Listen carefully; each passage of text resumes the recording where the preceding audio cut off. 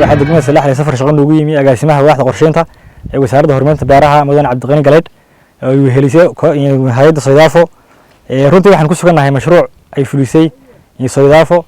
oo ka kooban 2 greenhouse iyo 1 dam oo loo sameeyay iskaashato ka kooban 10 qof mashruucan runtii uu guuleystay waynu arkaynaa faa'iidadiisa dadkii runtii iskaashadayna waan ugu mahadnaqayaan sidii ugu habboonayd ugu faa'iideysteen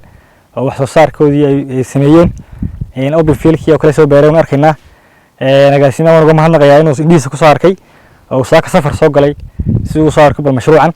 hay'adda Soydaafona waxa leenahay shaqo fiican ma qabateen waxaan baa ku diranaa hay'adaha lamida Soydaafo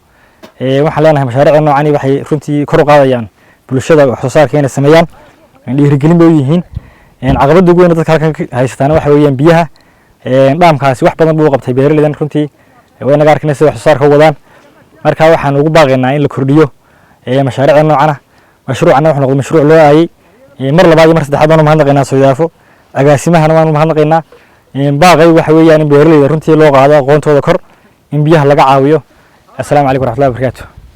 mar labaadka waxaan mahad celinayaa runtii agaasimaha waaxda qorsheynta ee wasaaradda horumarinta beeraha agaasima Cabdiqani oo la jooga saaka iyo mas'uuliyiinta runtii muxuu hay'adda Soydaafo oo iyaguna runtii safar ku weelinaya waan soo dhaweynaa runtii kalmadeedu waxa weeye agaasime Salaxley sida la socotid waxay ahayd meel markii hore xoolo dhaqataa oo runtii lagu yaqaan xoolaha nool imikana isbedel badan runtii uu ka jiro sida la socotid isbedelkaas runtii hadhanka beeraha runtii shaqo badan baa runtii la qabtay xagga beeraha wax soo saarka waa lagu dadaalay marka la eego sidii waxaan jirtay iyo sidii imka tahay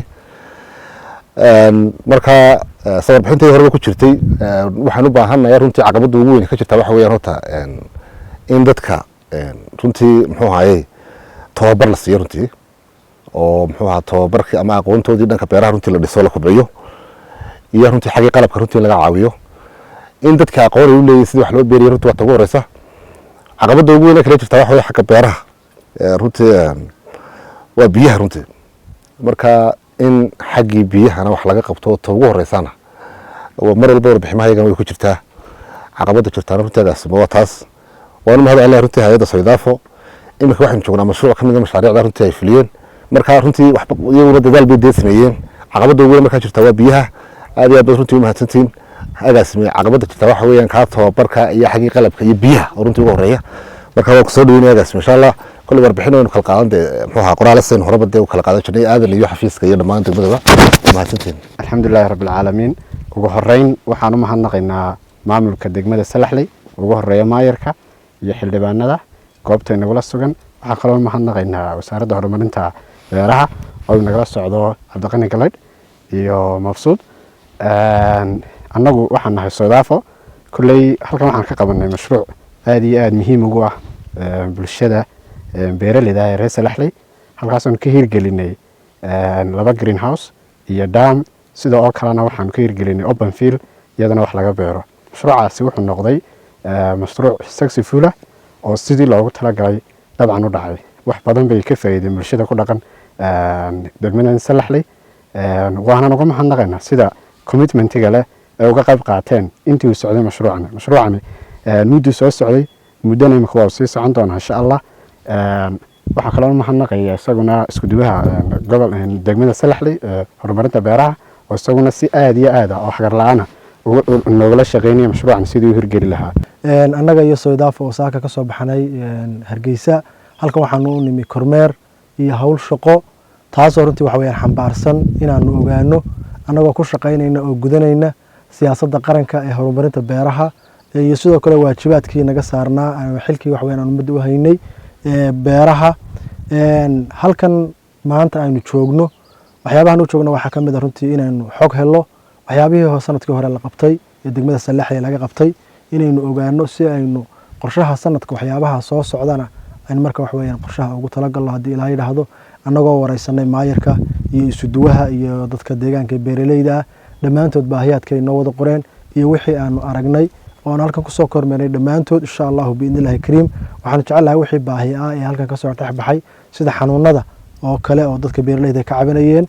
inaan wax weyn kala qaban doono haddii Ilaahay yiraahdo shaqada halkan ay ka socota ee qolada Soodaaf runtii qabatayna waa shaqo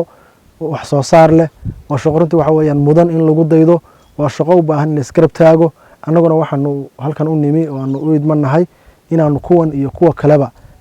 shaqooyinka sidan oo kale ah inaanu iskarab taagno inaanu dhiiri gelino oo ka war hayno